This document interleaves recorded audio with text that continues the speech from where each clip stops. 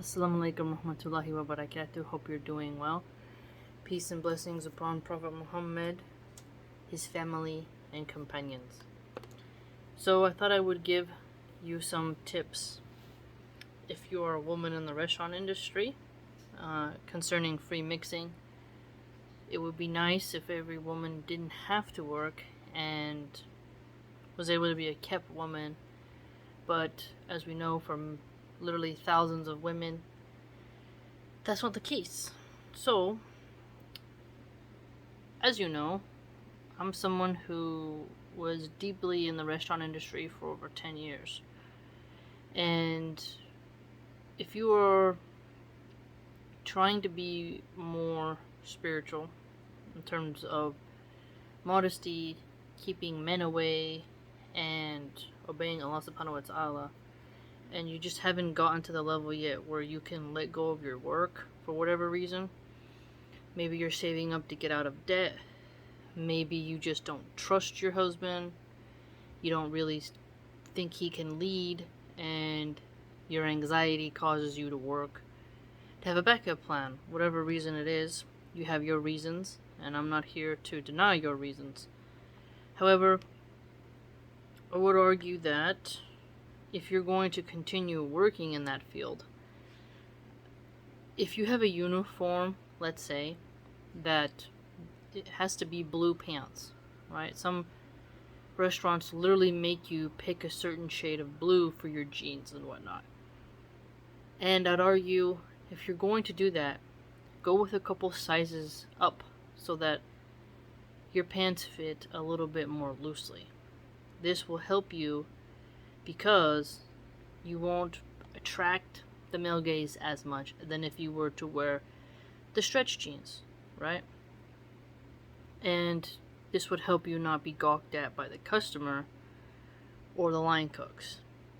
And it may make you feel kind of weird to not make them as tight as possible like yoga pants, but if your aim is to be more modest, you can loosen up those pants, get them a couple sizes bigger, and that'll help you at least to not get as much attention. And same goes for your shirt. And I highly recommend buttoning up your shirt to the top button and wearing shirts a couple sizes bigger. I know it's quite common for women to want to wear the tightest clothes possible and unbutton their shirts as low as possible because they know it gets them more tips from men. Okay. Especially the older men. But if you're trying to find different tweaks and turns so that you can try your level best to integrate yourself into a more spiritual lifestyle, I'd argue that that's at least one area you can improve. Now, when you're ready, wear your hijab.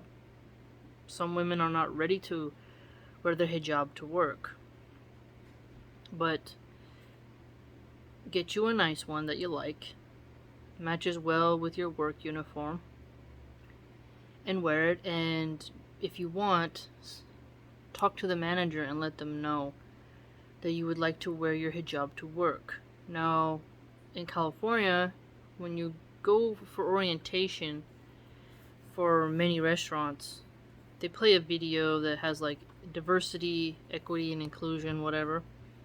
There's a hijabis and whatnot in the video, but that doesn't mean that everyone at your work is gonna know what a Muslim is and understand why you wear your hijab.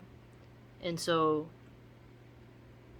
if you didn't wear a hijab to your job interview, or you have been working at a place and you didn't wear a hijab when you first started, give them a rundown, let them know so they're not like puzzled and looking at you weird, wondering what is wrong, right? And so some people might think you just had a funeral or something like that, or you're in mourning. So it's good to clarify with them, let them know I would like to start wearing hijab. And they legally, I don't think they can discriminate you and tell you you can't wear it. But it also helps to let them know in case you get made fun of at work, in case somebody and one of the customers are rude to you and show their bigotry, they can have your back, hopefully. So just let them know that you want to start wearing it.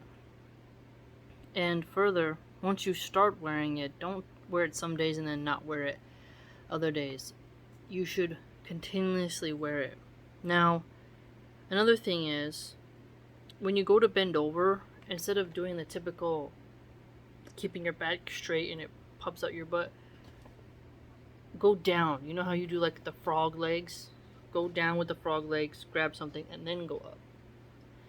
You want to reduce how much you're bending over around men and with inside of the customers.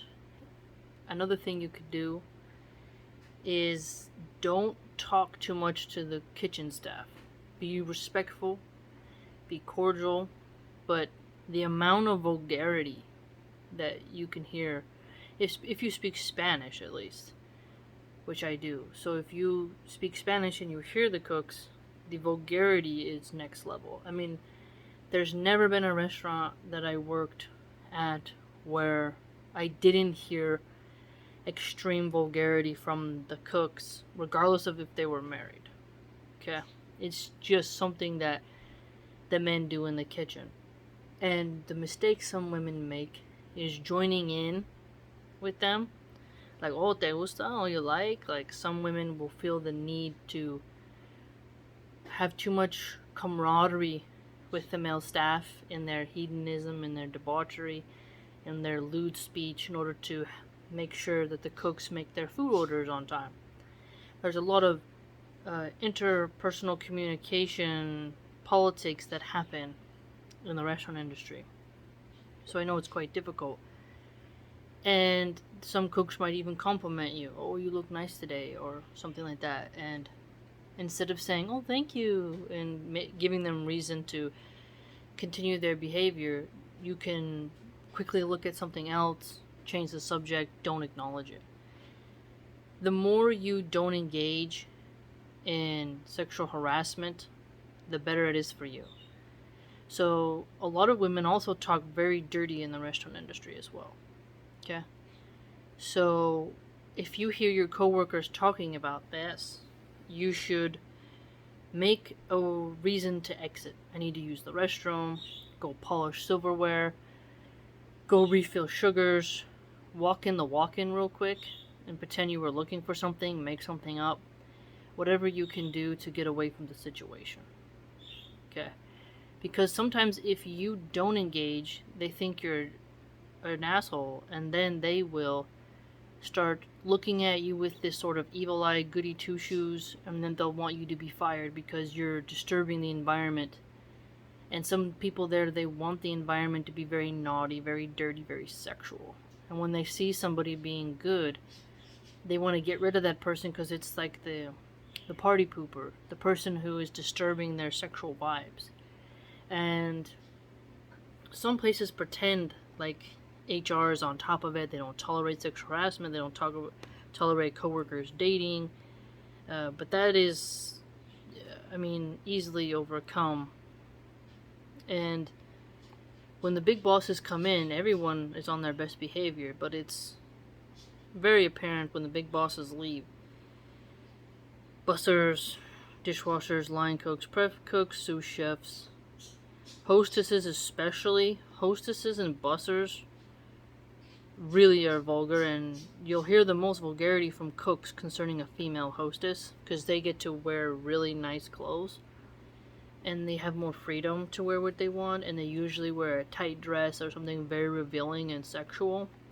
So you're going to hear the most vulgarity concerning like male waiters and the hostess. You'll see them flirting with the host or whatever.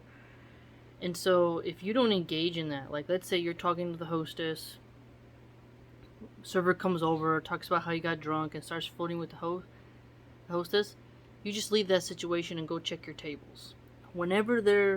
Basically what I'm getting at, whenever a sexual situation arises, which is constant, you exit that situation, which can be difficult, and you have to do it in a very smooth, finessed way so that they don't want to get rid of you or call you, sorry to say it this way, but call you a bitch. So there are literally some male chefs who, if you don't allow them to be flirtatious with you, they think you're a cold cunt bitch, and then they will make your life hell. Okay, that's the raw reality. And if you're a female in the restaurant industry, you can't deny how the sexual energy is a currency. It's a play, it's like a chess piece, alright, for the customer to give you more money, for the male cooks to make your food faster, for if there's a male host, for him to seat you more. And when it comes to the male servers, getting them to help you out more. They'll run your food more. They will drop a check for you. Basically, you're able to manipulate everyone in your environment based off your sex appeal. So a lot of women don't want to cut off their sexual, energy in the workplace because it serves them so they can work less. But I'd argue that if you're trying to be more Islamic at work, you want to start showing your piety, and you want to start making yourself more respected at work and less at risk of getting sexually harassed, you start cutting off the sexual energy before it can even manifest. Okay? And be very mindful of not wearing heavy perfume to work. As Muslims, we're not supposed to wear perfume around men, but put on your deodorant, your hair gel, your hair oil, your natural stuff, right? But don't then put a layer of, some expensive perfume over you, because then it just makes men say, "Oh, you smell good." Like, they always want to compliment you. And if you have a good manager, they don't want you to wear perfume because it actually interrupts the smell of the food when you deliver it to the customer. When you put the plate down, the customer needs to smell the food, not you. And perfume mixing with garlic and mixing with steak, it's a very stinky combination because it just doesn't match, right? And so if you have a good manager, they'll send you home if you wear perfume, which is what they should be doing.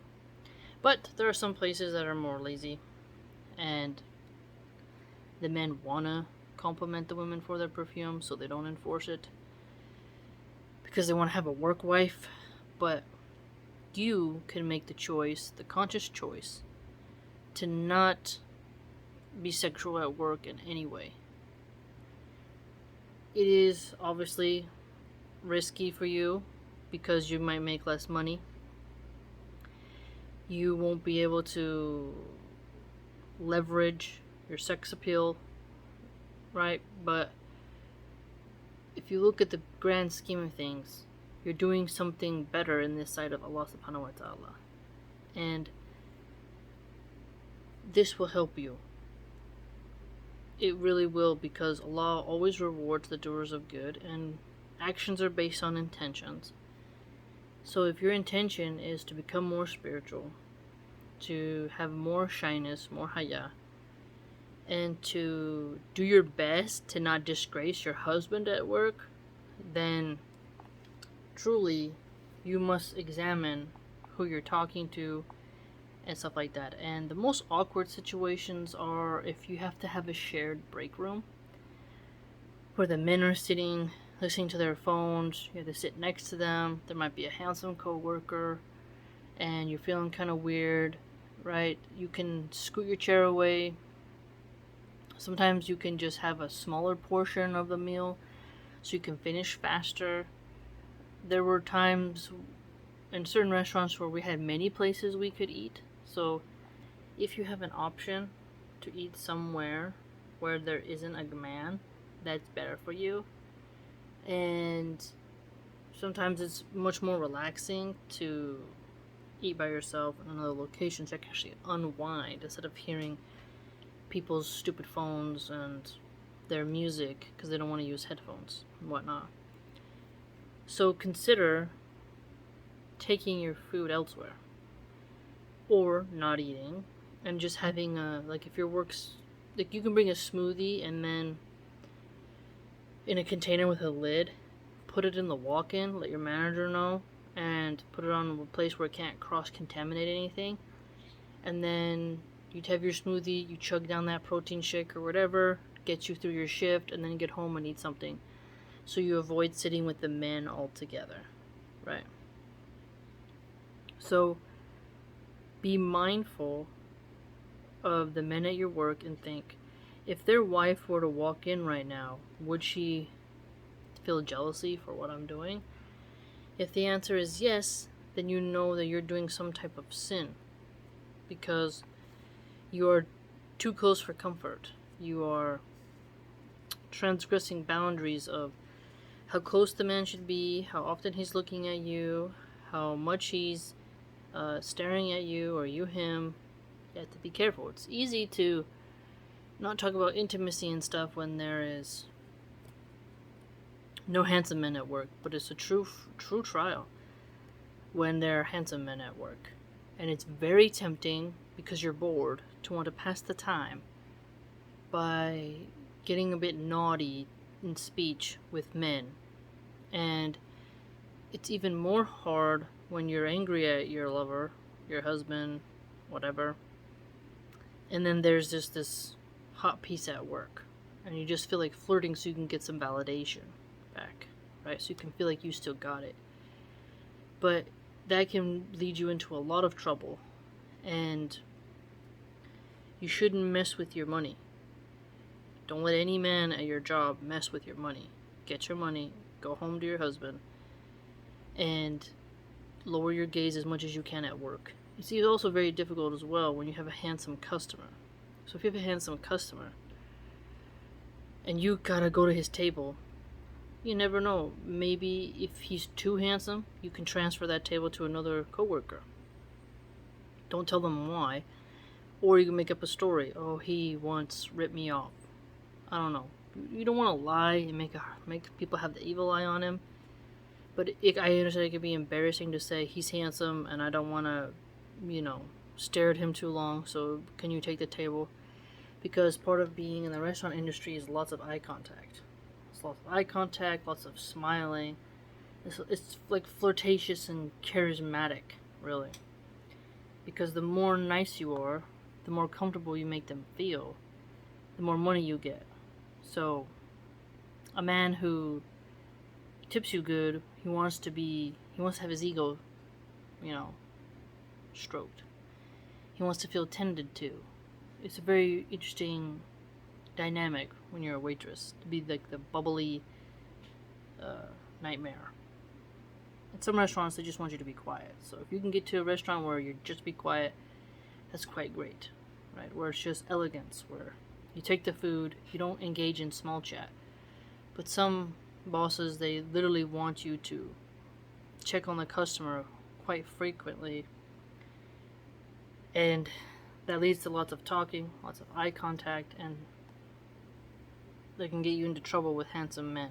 Some will slip you the number on the receipt. It's a fitna, right?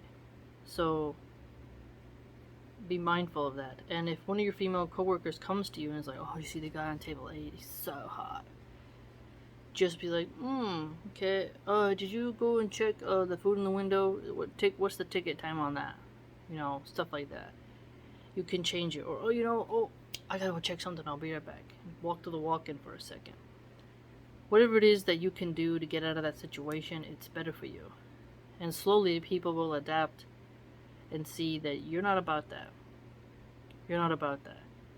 Because you would be shocked about how husbands behave at work with the women. It's quite disgraceful.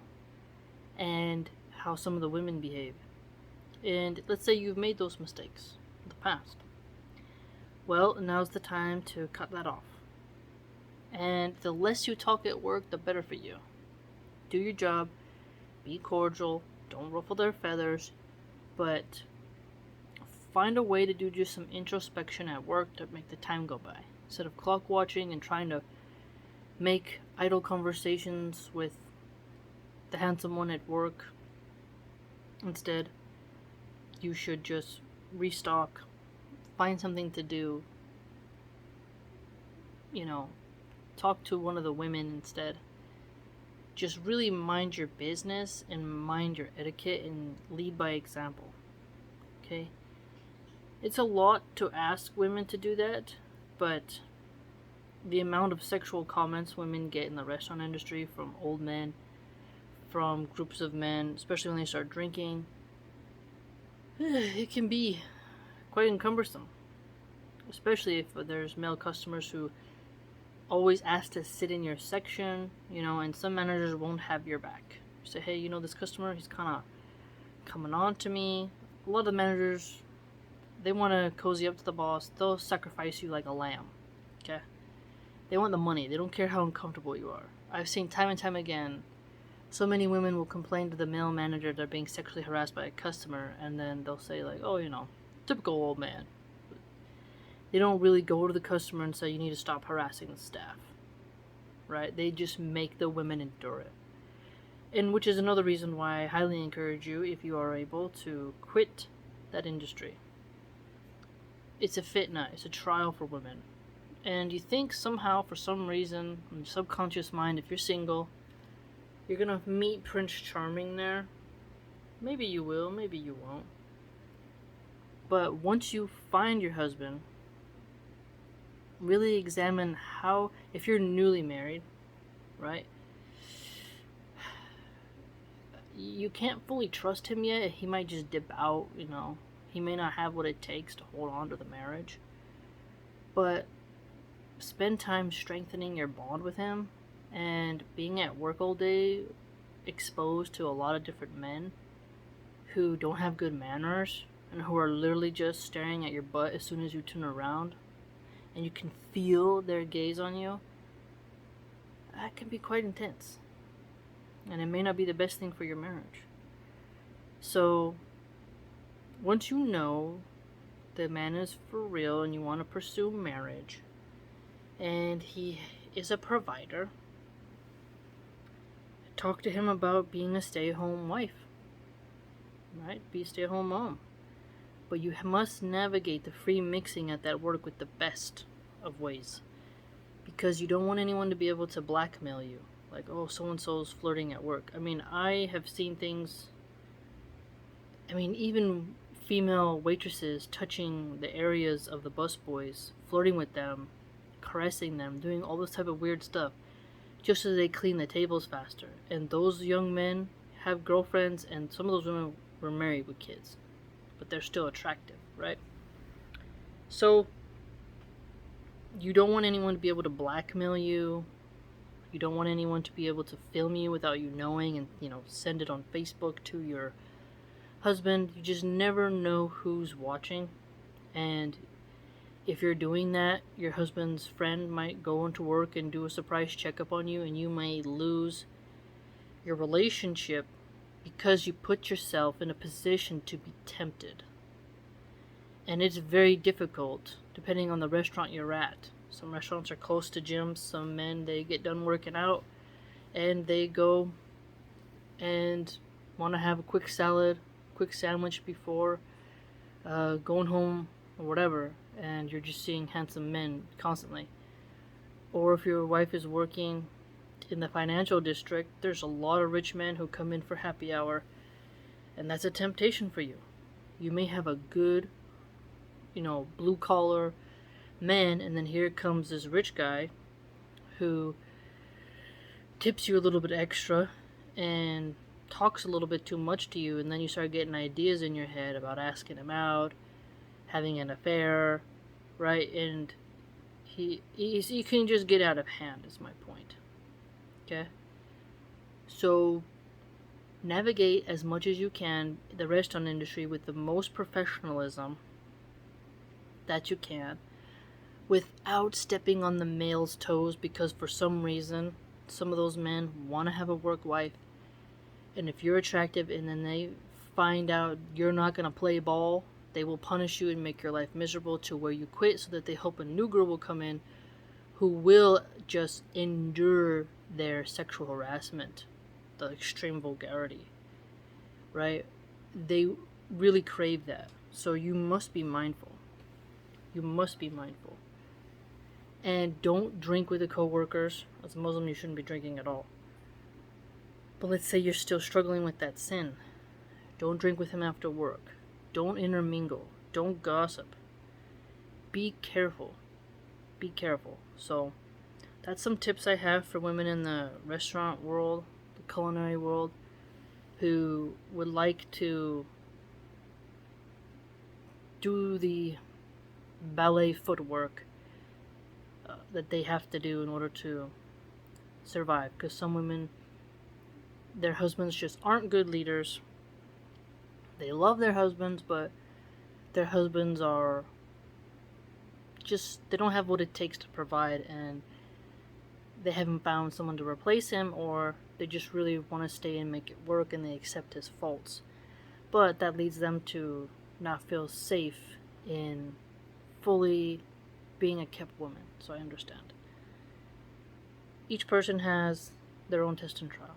So hopefully you found some of these tips helpful, and maybe you come up with some of your own, but hopefully these spark some ideas that you hadn't really thought of.